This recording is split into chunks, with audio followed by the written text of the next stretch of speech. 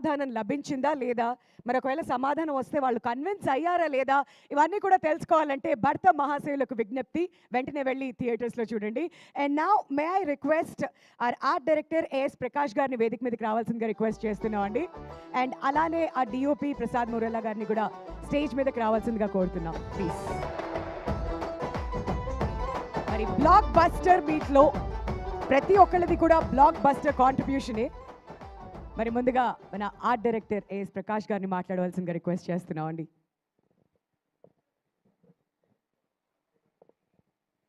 అందరికీ నమస్తే అండి. ముందుగా మా ఈ సినిమాని ఇంత బ్లాక్ బస్టర్ హిట్ చేసిన ప్రేక్షక మహాశయులందరికీ థ్యాంక్స్ చెప్పుకుంటున్నాం.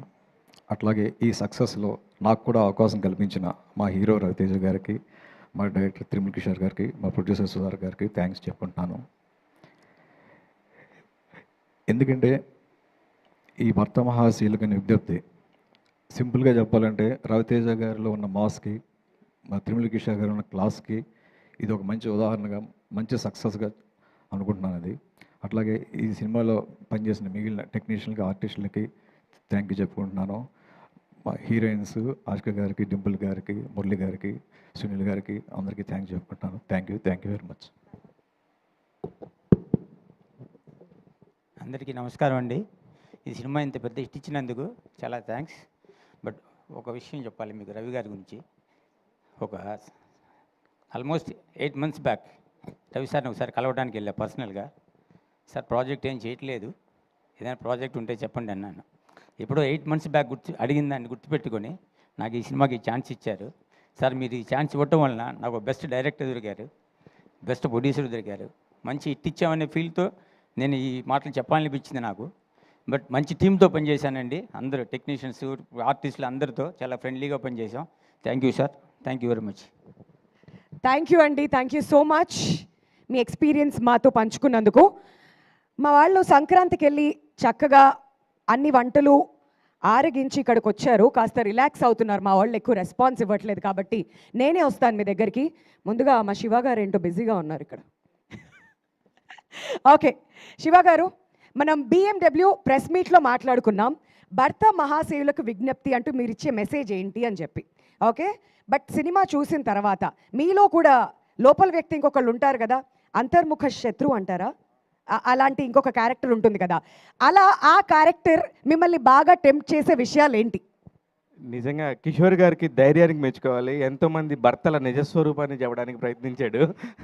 నాకైతే ఎవరైనా మగపిల్లాడు ఎవడైనా, అందులో ఎస్పెషల్లీ ఇలాంటి ఫిల్మ్ ఇండస్ట్రీలో తిరుగుతున్నాను మేము లాస్ట్ 25 yearsగా, ఉంటుందండి కొద్దిగా ఉంటుంది, కానీ జాగ్రత్తగా ఆ పక్కనున్నోడు రవితేజ గారు ఆపుకోలేకపోయారు, మేము ఆపుకుంటున్నాం, అంతే తేడా. కాదు, నేను చాలా జాగ్రత్తగా వచ్చి ఆ టెంప్టేషన్ ఏంటి అని అడిగాను, కానీ ఆయన ఒప్పేసుకున్నారు. అదేంటో అయ్యో. ఒప్పేసుకోవడం ఏంటండి, నిజం మాట్లాడాలి కాబట్టి. ఇప్పుడు నాకు ఇచ్చారు కాబట్టి నేను స్ట్రైట్గా నిజమే మాట్లాడతాను, అందుకని ఇక్కడ కూడా నిజమే చెప్పాను. వావ్, సూపర్, కంగ్రాచులేషన్స్ అండి. మీకు ఇంటికి వెళ్ళాక ఉంటుంది. ఓకే, సో మాట్లాడరు. ఓకే, ఇక్కడ మాట్లాడదాం. సార్, మీరు మామూలుగా ప్రశ్నలు అడిగినప్పుడు భలే అడుగుతారే, మిమ్మల్ని అడిగినప్పుడు మాత్రం సమాధానాలు చెప్పరు.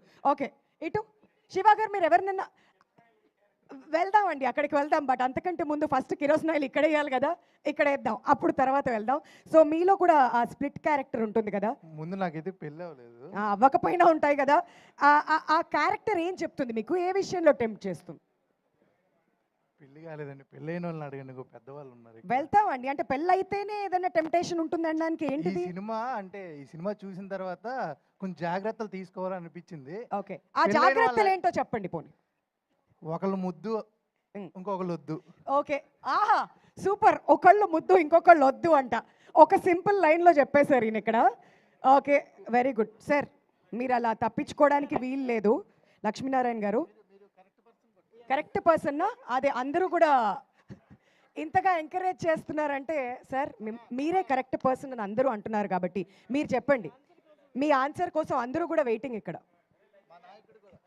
అంటే కిషోర్ గారు నాకు బాగా తెలుసు, చాలా మందిని రీడ్ చేశాక ఈ స్టోరీ రాసి ఉంటారు.